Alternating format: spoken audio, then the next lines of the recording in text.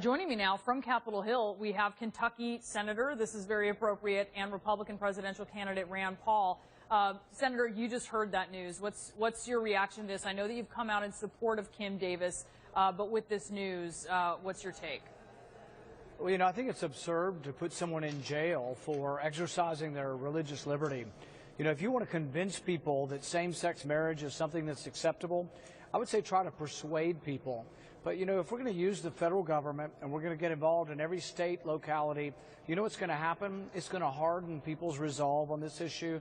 There'll be no open-mindedness on this. And I think it's a real mistake to be doing this. I think what's going to happen as a result of this is states and locality are just going to opt out of the marriage business completely.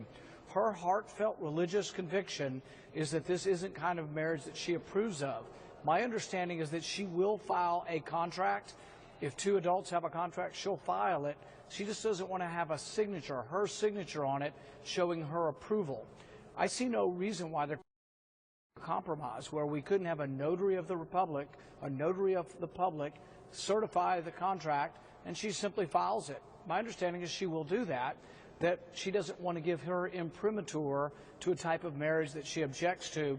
And this is really the problem when, from on high, from the federal level, we decide to get involved with a situation that has always, throughout the history of our country, been a local issue.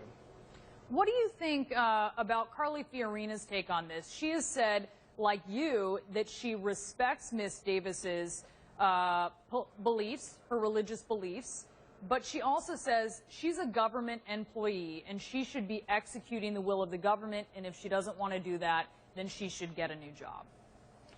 Well, I think one thing we haven't debated enough is what actually is the law.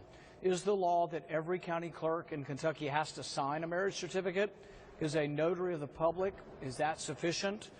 Is the clerk's job to execute and to file contracts, or is it to sign their approval? I think there's a lot of different ways around this that don't lead to conflict, that lead to more time when people can try to persuade others of their opinion on what marriage should be. But I think this is a real mistake. And even those on the other side of the issue, those who want to support a new definition for marriage, I think it sets their movement back because it's seen as that the federal government's going to come in with bully force and here even with police power and incarcerate people who disagree or who still believe in the traditional notion of marriage. So I think this is a huge mistake, and it's a step back even for those who do want to redefine marriage. I want to talk to you about something that you said this week about heroin addiction. Here's what you said. We have a lot of problems, and people always come up to me and say, we got heroin problems and all these other problems. You know what? If you work all day long, you don't have time to do heroin. All right. Well, that joke was received by the crowd there, but this morning on CNN's New Day, your opponent, New Jersey Governor Chris Christie, said it was insulting, and he said that it's not facing the reality that addiction is a disease. What's your reaction to that? The problem with short clips is it didn't carry the whole discussion, and I discussed at least 10 times in New Hampshire this weekend that I do believe we should treat the addiction, and we shouldn't really treat it as an incarceration problem. I'm not for locking up drug addicts. I am for rehabilitation. I'm also a lead co-sponsor of a bill with Senator Markey that would allow doctors who treat drug addicts to see more patients. Currently, there's a bizarre federal law that limits how many people who are addicted can be seen by one doctor. My bill would expand doctors' ability to treat addiction, but also include nurse practitioners and others who are certified in drug treatment. So, no, you pick out a snippet of me trying to be funny and you don't listen, or the inclination is that, well, this is really what my position is on drug addiction. But if you listen to more of the speech, you'll find that my position is I think we should save money on incarceration and actually spend it on drug rehabilitation. All right, and Senator, as you know, this pledge, the loyalty pledge, this is all the buzz today in politics with your field. You have called Donald Trump a fake conservative. You said this week that if Trump wins the nomination, the GOP would suffer its biggest defeat since Barry Goldwater lost to Lyndon Johnson in 1964. Have you signed the loyalty pledge? And if Donald Trump were to be the nominee, would you support him? I'll support whoever the nominee is, and I will sign the pledge. I signed a pledge when I ran for Senate because, frankly, you need all of the Republicans to come together. I do think Donald Trump would be a disaster for the country and a disaster for our party, and I think we'd suffer the worst defeat since 1964.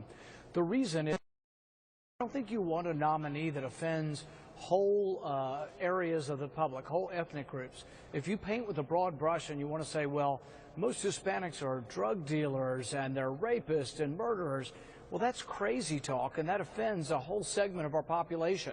I think most people who immigrated to this country are assets to our community and came here seeking the American dream, the same way my ancestors did. Are there some people who break the law? Absolutely. And should they be treated and punished? Absolutely.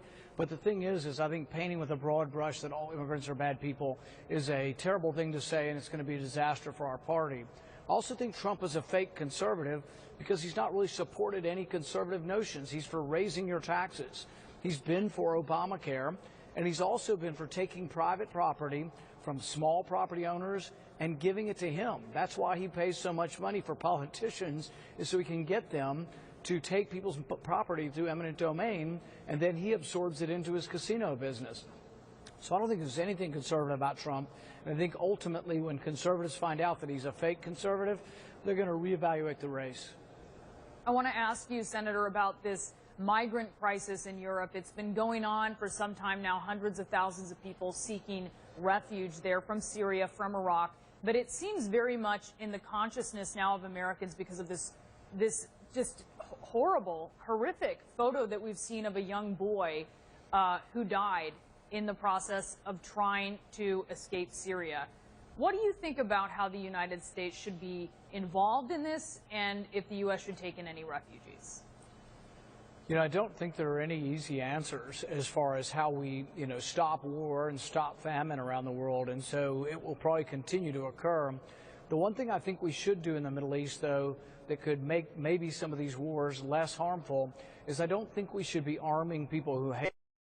I think it's sad and it's a travesty that ISIS now has $1 billion worth of U.S. Humvees. They ride around in our tanks. They have our weapons. They have anti-tank weapons. And I think that's a mistake because we got involved in the Syrian civil war and we got on the side of al-Qaeda and ISIS, which I think was a terrible tragedy and a terrible mistake by President Obama. We are a welcoming nation and we have accepted a lot of refugees, and I think we'll continue to do so. But we also can't accept the whole world, so there are some limits. I also think that those who come to our country, we need to get them to assimilate into our country. And I don't think it's a good idea to develop whole populations within the U.S. Who really don't like the U.S. So I think we have to be selective and careful. And we are a welcoming country, but we just can't take everybody. You think the U.S. should play a part in this, though? Because obviously, Germany, a lot of other European countries are trying to figure out a way to accommodate some of these refugees. You see the U.S. fitting into that effort? Well, part of the way we can be helpful in the effort is not by furthering and making the war worse in that region of the world, because they flee the famine and the disaster of war. And, but at this point, Senator, they're fleeing. I'm just trying to get a sense. They are fleeing at this point.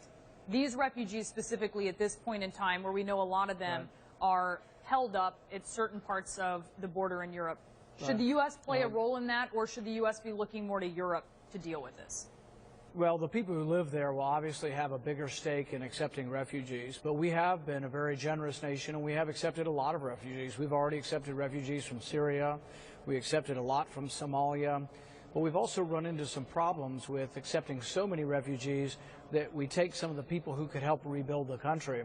We did this with Iraq, where we won the war, but then we accepted 60,000 Iraqi refugees into our country, some of which wish us harm and have tried to attack us. Same way with Somalia.